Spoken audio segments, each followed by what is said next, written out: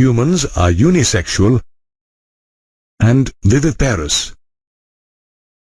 The major reproductive organs include the external genitalia, like the penis in males and the vulva in females, along with a number of internal organs including the gamete producing gonads like the testicles in males and the ovaries in females. Let us learn about the organs of the male reproductive system. The male reproductive system is located in the pelvic region. It includes the testes, accessory ducts, accessory glands, and external genitalia. The testes are covered by a sac-like protuberance of skin and muscles called the scrotum. The scrotum lies between the penis and the anus. The testes need to be at a temperature of 2 to 2.5 degrees less than the body temperature to produce sperms. Hence, the scrotum is outside the body and has a temperature lower than the body. The testes are oval in shape, with a length of about 4 to 5 centimeters and a width of about 2 to 3 centimeters. The testes are surrounded by a tough connective tissue capsule called the tunica albuginea. Each testes has 250 compartments called testicular lobules. Each lobule, in turn, contains 1 to 3 highly coiled seminiferous tubules. The lining of each seminiferous tubule is called the germinal epithelium and contains the male germ cells known as the spermatogonia and Sertoli cells. The male germ cells undergo meiotic division to form mature sperm cells. This process is called spermatogenesis. The Sertoli cells provide nutrition to the germ cells. The regions outside the seminiferous tubules contain blood capillaries and nerve fibers, and small groups of large glandular cells are called interstitial cells or Leydig cells. Leydig cells synthesize and secrete testicular hormones called androgens. Reti testis, vasa efferentia, epididymis, and vas deferens are the male accessory ducts. The rete testis is a network of ductules formed by the seminiferous tubules. Vasa efferentia are ciliated ductules that arise from the rete testis. They collect sperms and transfer them to the epididymis. The epididymis is a long, narrow, highly coiled tubule present along the posterior surface of the testis. It is divided into 3 parts: anterior, caput epididymis; middle, corpus epididymis; and posterior, cauda epididymis. The epididymis stores the sperms temporarily and nourishes them. The epididymis leads to vas deferens that ascends into the abdomen and curves around the ureter and loops over the urinary bladder. It extends backwards and receives the duct from the seminal vesicle and finally opens into the urethra as an ejaculatory duct. The neck of the urinary bladder, ejaculatory duct, and prostate gland open into the urethra or urinogenital canal. The urethra extends through the penis to its external opening called the urethral meatus or urinogenital aperture. The urethra is the common passage for urine and semen. The male accessory glands include a pair of seminal vesicles, a prostate, and a pair of bulbourethral glands. They secrete seminal fluid that contains fructose and prostaglandins. The prostate gland is present at the base of the urinary bladder around the base of the seminal vesicle. It opens into the urethra through many ducts. The prostatic fluid contains calcium, citrate, and phosphate ions. The bulbourethral glands or Cowper's glands are pea-sized structures lying posterior to the prostate gland and at the base of the penis. Their secretions help in the lubrication of the penis. The external genitalia in males is called the penis. The penis is a copulatory organ and is covered by a loose sheath of skin. The skin that hangs over the tip of the penis is known as the prepuce or foreskin. It is made up of special tissues like corpora cavernosa and corpus spongiosum. The tip of the penis, covered by the prepuce, is called the glans penis. The penis, urethra, vas deferens, and Cowper's gland together help in copulation and in the deposition of sperm within the female. The female reproductive system includes the ovaries, oviducts, uterus, cervix, vagina, and the external genitalia located in the pelvic region. Along with a pair of mammary glands, it supports the process of ovulation, fertilization, pregnancy, childbirth, and child care. Let us study each organ in detail. The female reproductive system includes a pair of ovaries, located one on each side of the lower abdomen. They are the primary sex organs as they produce the ovum or the female gamete. Each ovary is about 2 to 4 centimeters in length. They are connected to the pelvic wall and the uterus by ligaments called mesovarium. Each ovary is covered by an outer thin layer called the germinal epithelium. The germinal epithelium encloses the ovarian stroma, which is further divided into the outer cortex and the inner medulla. The cortex consists of many ovarian follicles in different stages of development. The ovarian follicle is the basic unit of the female reproductive system and is composed of roughly spherical aggregations of cells found in the ovary. The accessory ducts of the female reproductive system are the vagina, oviducts, and the uterus. The pair of oviducts or fallopian tubes is about 10 to 12 centimeters long and extends from the periphery of each ovary to the uterus.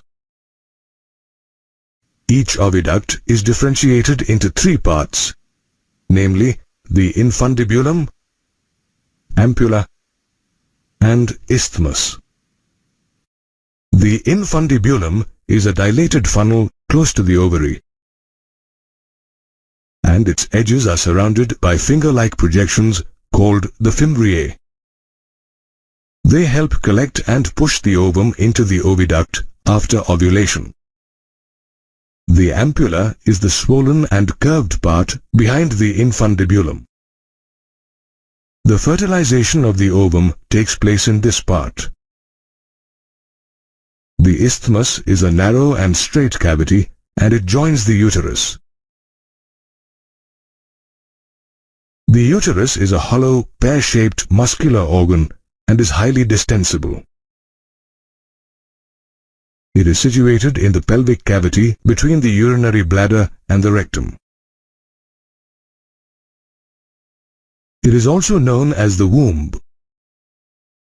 It is supported by ligaments attached to the pelvic wall, known as mesometrium. The uterus opens into the vagina through a narrow cervix. The cavity of the cervix is called the cervical canal, which, along with the vagina, forms the birth canal. The wall of the uterus is composed of 3 layers of tissues. The outer thin membranous layer is called the perimetrium. The middle thick layer of smooth muscle is called the myometrium, and it helps during delivery by producing strong contraction motions. The inner glandular layer is called the endometrium, and it undergoes cyclical changes during the menstrual cycle. The vagina is a muscular tube starting from the lower end of the uterus up to the outside. The opening of the vagina in young females is partially covered by a thin membrane called the hymen. The hymen is frequently ruptured in childhood due to strenuous physical exercise. The female external genitalia includes the mons pubis, labia majora, labia minora, and the clitoris.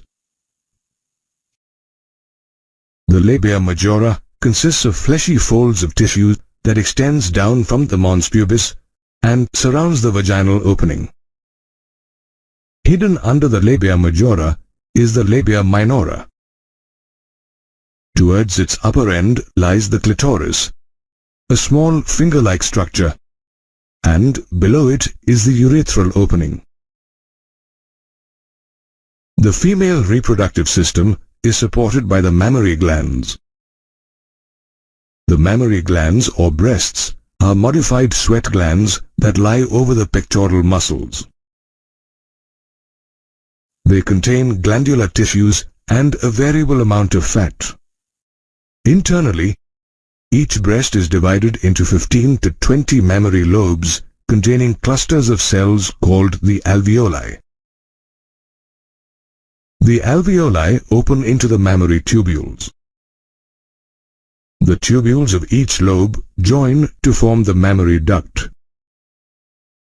Several ducts join to form a wider ampulla, which is connected to the lactiferous duct.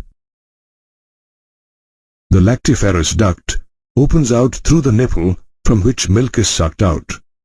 There are 3 phases in the life of a living organism: juvenile, reproductive, and senescence. During the reproductive phase, organisms give birth to offspring.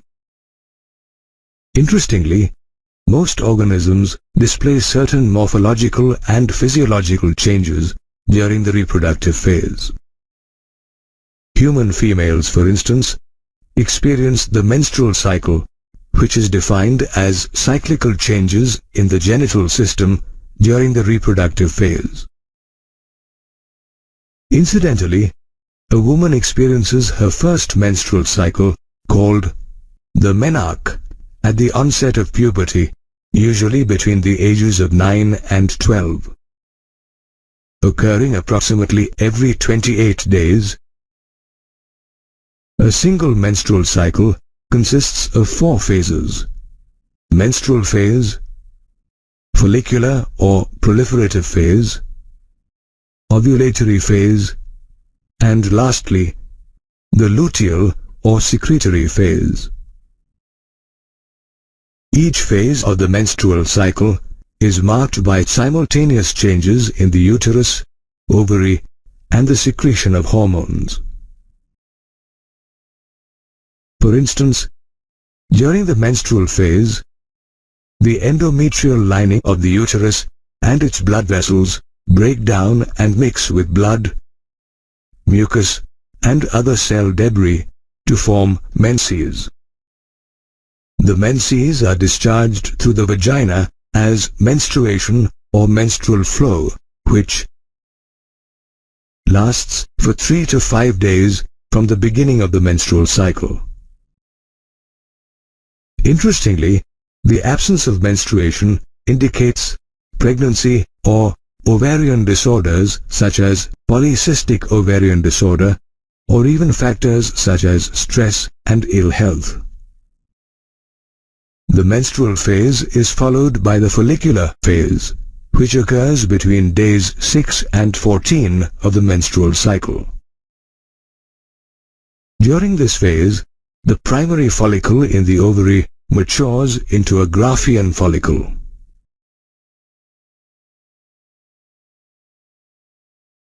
Simultaneously, the endometrium undergoes proliferation, a process of regeneration which results in the formation of a new, thick endometrium.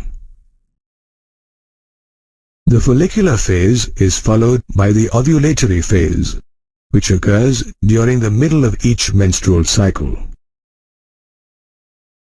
During this phase, the Graafian follicle ruptures to release an ovum or egg cell into the pelvic cavity in a process called ovulation. The ovulatory phase is succeeded by the luteal or secretory phase, the last phase of the menstrual cycle, which occurs between days 16 and 28 of the menstrual cycle. This phase sees the transformation of the remaining Graafian follicle into a yellow mass called the corpus luteum.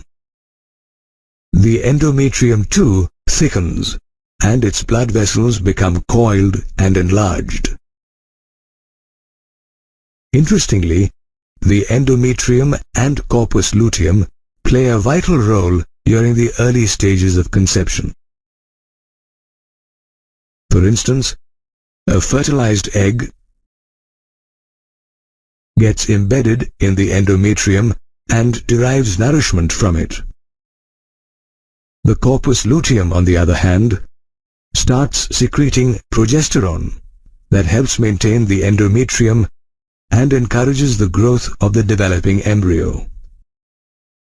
Conversely, in the absence of fertilization, the corpus luteum degenerates and triggers the breakdown of the endometrium. This marks the start of menstruation and the beginning of a new menstrual cycle. Did you know that the phases of the menstrual cycle are controlled by the interplay of different hormones secreted by the ovary and the pituitary gland? At the onset of menses, the anterior pituitary gland increases the secretion of the two gonadotropic hormones, luteinizing hormone or LH and follicle-stimulating hormone or FSH that simulate the development of primary follicles. However, the amount of estrogen and progesterone released by the ovary during this time is less, which causes the thinning of the endometrium. The release of LH and FSH keeps increasing, and during the follicular stage, these two hormones stimulate the maturation of the primary follicle into the Graafian follicle. Moreover, LH and FSH stimulate the maturing follicles to release estrogen, a hormone that helps in the proliferation of the endometrium.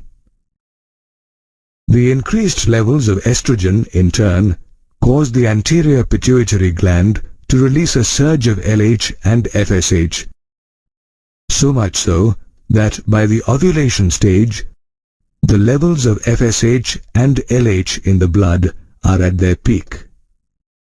This LH surge causes ovulation by rupturing the Graafian follicle and turning the follicle's remnants into the corpus luteum. The estrogen level in the body too reaches its peak, and we see a gradual thickening of the endometrium.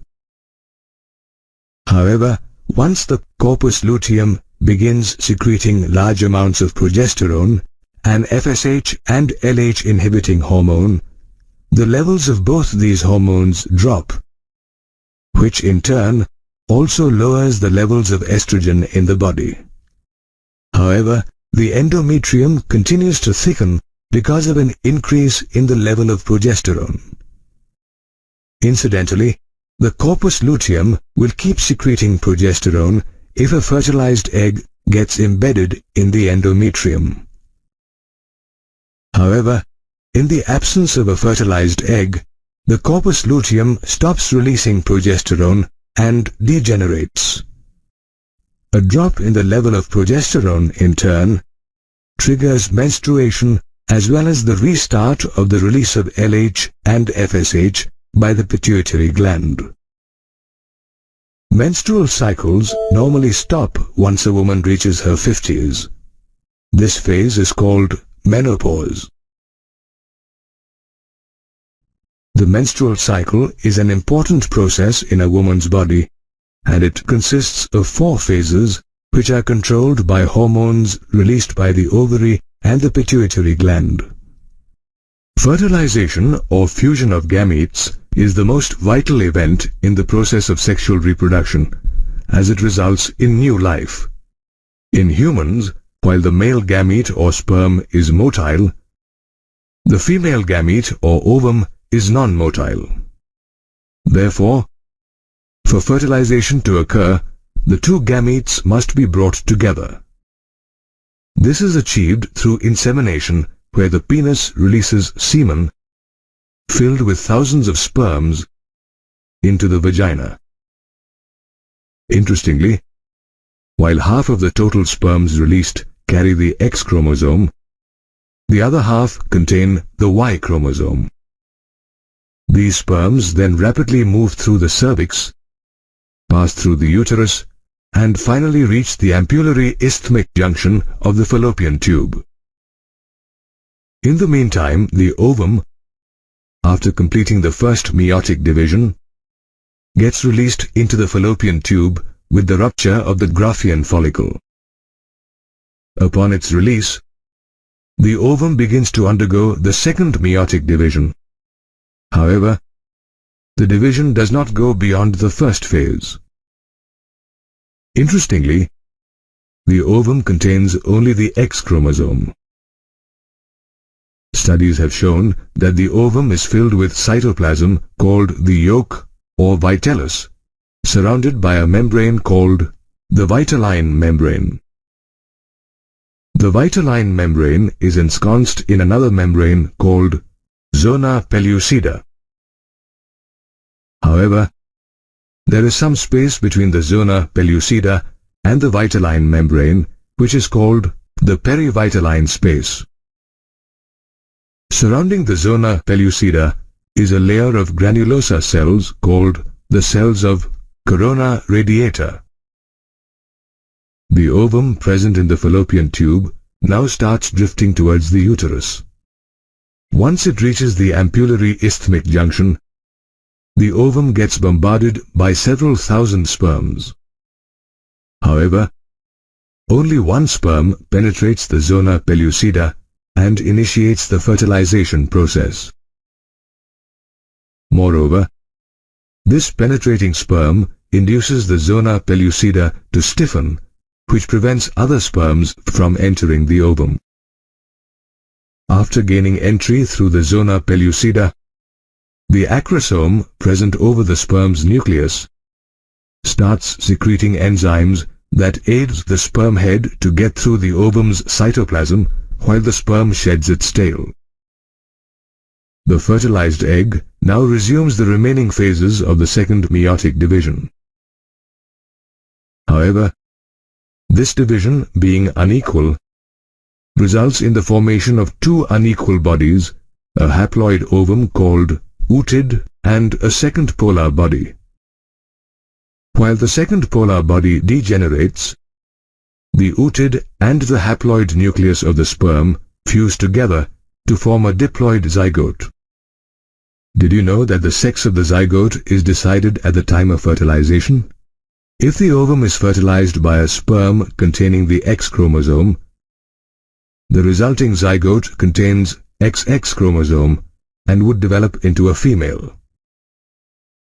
However, if a sperm containing the Y chromosome fertilizes the ovum, the resultant XY zygote develops into a male. Thus, it is the sperm that decides the sex of the fetus.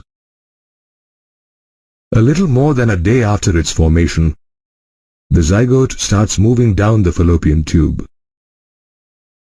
Simultaneously, the zygote also undergoes mitotic division, and with each successive division, the number of daughter cells doubles.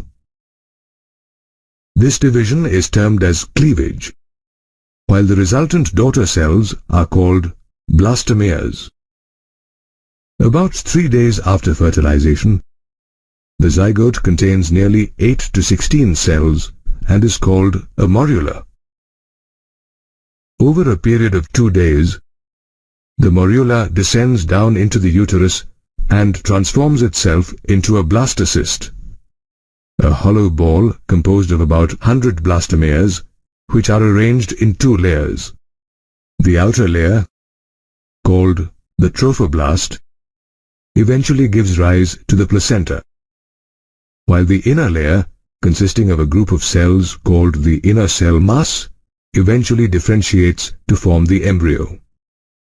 Interestingly, at the blastocyst stage, the zygote, now called the embryo, gets attached to the uterus as the trophoblast grows outwards and penetrates the endometrial lining of the uterus. In response, the endometrial cells divide and start surrounding the blastocyst. This causes the blastocyst to sink and get implanted into the uterus. Once implantation has occurred, pregnancy gets initiated. Moreover, after implantation, inner cell mass cells get differentiated and begin to form the embryo. Embryo formation is thus a complex process that begins with fertilization and ends with implantation of the embryo. The joys of holding a newborn baby know no bounds. The birth of a baby is an intricate and complex process that begins when the zygote undergoes cleavage and develops into a blastocyst, a hollow ball consisting of a trophoblast, an inner cell mass, and a cavity called blastocele. As the trophoblast grows outwards and penetrates the endometrial lining of the uterus, the blastocyst, with a developing embryo, gets implanted in the uterus and pregnancy is initiated. After implantation, the trophoblast grows further, which causes the blastocyst to sink in and get covered by the cells of the uterus. As the blastocyst sinks further into the uterus, finger-like projections called chorionic villi start appearing on the trophoblast. As the chorionic villi grow further, they interlock with uterine tissues to form the placenta, a structural and functional unit between the developing embryo and maternal body. Interestingly, when the placenta begins to form, the inner cell mass moves downwards and differentiates to form an embryonic disc consisting of 3 germ layers: the outer ectoderm, middle mesoderm, and inner endoderm. The term germ layer indicates that each of the layers gives rise to tissues. The ectoderm, for instance, gives rise to the nervous system and the skin, whereas the mesoderm develops into muscles and organs such as the heart and kidneys, while the endoderm gives rise to the entire digestive system. Did you know that apart from the 3 germ layers, the embryonic disc also contains certain cells called stem cells, which have the ability to give rise to all the tissues and organs present in the human body. As the embryonic disc grows, the cells of one side of the disc grow faster than those on the other side. This causes the disc to roll and form a cylindrical embryo. Initially, this embryo is attached to the placenta, but as it starts to develop, it moves away from the placenta and remains connected to it via an umbilical cord. The placenta is an important structure that supplies the embryo with oxygen, nutrients, and hormones, as well as carries waste products from the embryo back to the mother. The embryo stays inside the uterus for 9 months, which is called the gestation period. During this period, the embryo undergoes several developments. By the end of the first month, the embryo develops a heart, while the end of the second month marks the transition of an embryo to a fetus with developing fetal limbs and digits. And by the end of the third month, most of the organs are already formed. Another 4 months and the fetus is rapidly gaining weight and its bones get stronger. By the beginning of the 9th month, the fetus is fully developed and assumes the position it will take during delivery. Interestingly, while the fetus is undergoing several developmental changes, the mother's body too is undergoing several hormonal changes. The ovary, for example, starts secreting a hormone called relaxin. Likewise, the placenta starts secreting hormones such as human chorionic gonadotropin, or HCG, and human placental lactogen, or HPL. Incidentally, HCG, HPL, and relaxin are secreted only when a woman is pregnant. Apart from the secretion of these hormones, the levels of other hormones such as estrogen, progestogen, cortisol, prolactin, and thyroxine also rise rapidly in a pregnant woman's body. These hormones support the growth of the fetus as well as maintain the pregnancy. Increased levels of progestogen and estrogen, for instance, put the menstrual cycle on hold and prevent the shedding of the uterine lining, which is embedded with the developing fetus. Hormonal changes also cause the cells of the mother's mammary glands to differentiate, resulting in these glands producing milk by a process called lactation towards the end of pregnancy. Did you know that at the end of the gestation period, the fetus as well as the placenta starts secreting hormones that set in motion mild uterine contractions called the fetal ejection reflex? These contractions in turn act on the mother's pituitary gland that now starts secreting oxytocin, a hormone that causes stronger uterine contractions. The simultaneous uterine contractions and oxytocin release makes the contractions stronger with every passing minute and ultimately results in the expulsion of the baby from the mother's uterus. This process of delivery of the fetus is called parturition. Immediately after the birth of the baby, the placenta is expelled from the uterus.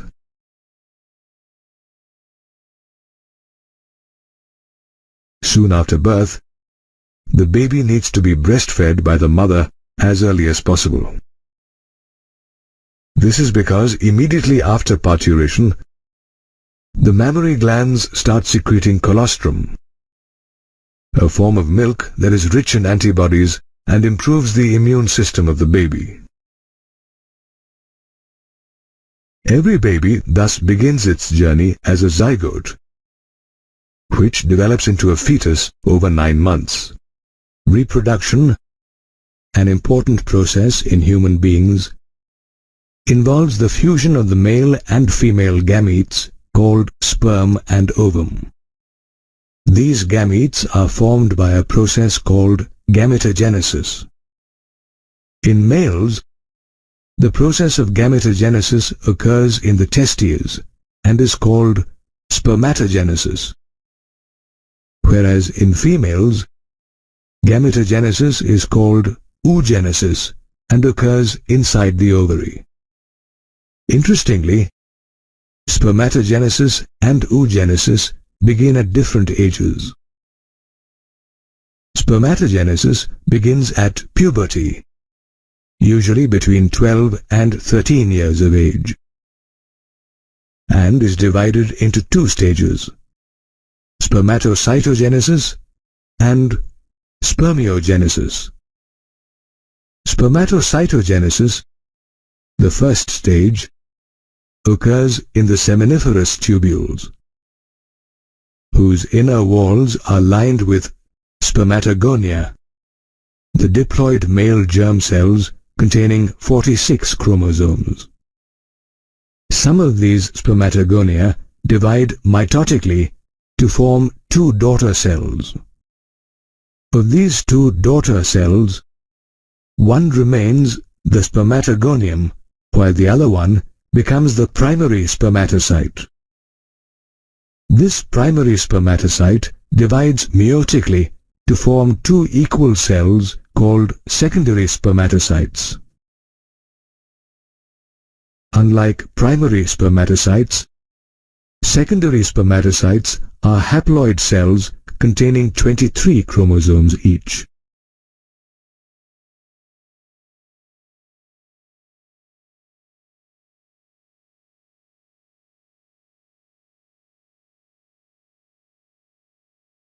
Spermatocytogenesis is succeeded by spermiogenesis, during which the spermatids differentiate into an elongated and tadpole-like spermatozoa or sperms.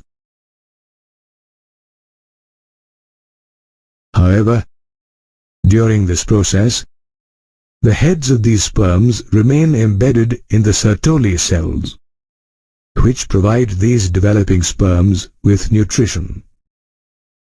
Post-spermiogenesis, non-motile sperms are released into the lumen of the seminiferous tubules by a process called spermiation.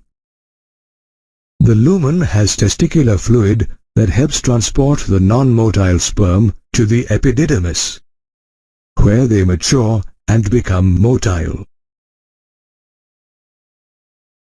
During ejaculation, sperm from the epididymis are transported via the vas deferens to the urethra in the penis.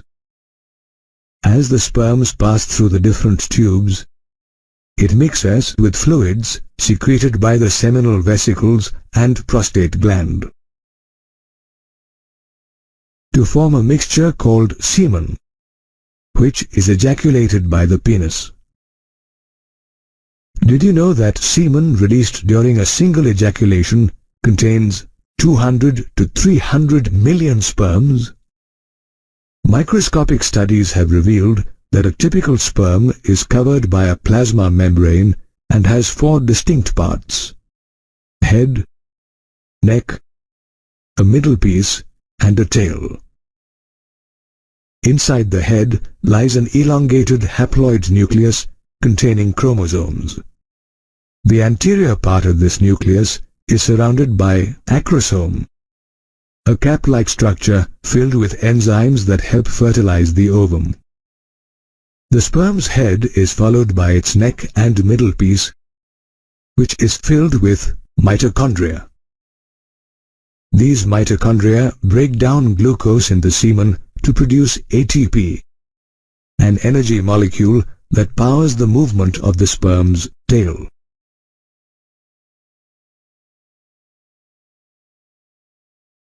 The formation of sperm is triggered when the hypothalamus secretes high levels of gonadotropin-releasing hormone, or GnRH. This GnRH acts on the anterior pituitary gland and stimulates the secretion of the luteinizing hormone, or LH, and follicle-stimulating hormone, or FSH. LH, in turn, stimulates the Leydig cells to synthesize and secrete androgen, a hormone that triggers spermatogenesis. FSH, on the other hand, acts on the Sertoli cells to stimulate the secretion of substances that nurture sperm cells during spermatogenesis. While spermatogenesis occurs at puberty, oogenesis is triggered before a woman's birth. When the germinal epithelium cells in the ovary of the fetus divide mitotically to form gamete mother cells called oogonia. A few oogonia divide again to form two immature cells called primary oocytes. The primary oocyte then gets enveloped by a layer of squamous granulosa cells, and together they make up the primordial follicle. The oocyte further develops as the fetus develops, but the granulosa cells do not change till puberty. In fact, primary oocytes enter the prophase of meiotic division and remain suspended till puberty. Did you know that at birth, a female has approximately 7 lakh oocytes? Incidentally, no oocytes are formed after birth. But by puberty, most of the primary oocytes degenerate, leaving only about 4 lakh in the ovary. At puberty, the release of LH and FSH hormones stimulate some primary oocytes to resume meiotic division that had begun during the woman's fetal stage. Moreover, due to FSH, the squamous cells of the primordial follicle enlarge and become cuboidal. The dividing primary oocyte and the cuboidal granulosa cells now make up the primary follicle. The primary follicle is transformed into a secondary follicle when it enlarges and is surrounded by several layers of granulosa cells, which in turn are enveloped by a developing theca or capsule. Later, these granulosa cells secrete estrogen, which creates the antrum, a fluid-filled cavity among the granulosa cells. Moreover, the theca becomes evident and gets organized into 2 layers, theca interna and externa. This structure is now called the tertiary follicle. As the secondary follicle transforms itself into a tertiary follicle, the primary oocyte within the follicle completes meiotic division, which is unequal and yields a large haploid secondary oocyte and a tiny first polar body. The polar body is believed to degenerate, leaving the tertiary follicle with only the secondary oocyte or ovum. As the tertiary follicle develops into a mature follicle or Graafian follicle, the antrum grows and the secondary oocyte and surrounding granulosa cells are pushed towards one end of the follicle. The granulosa cells secrete a glycoprotein substance that forms a membrane, the zona pellucida, around the secondary oocyte. The secondary oocyte or ovum is released from the Graafian follicle when it ruptures due to a surge in LH in the body. This process, called ovulation, causes the oocyte or ovum to be placed in the oviduct, where it awaits fertilization by sperm. In this way, the ovum and sperm are formed through a long and intricate process called gametogenesis.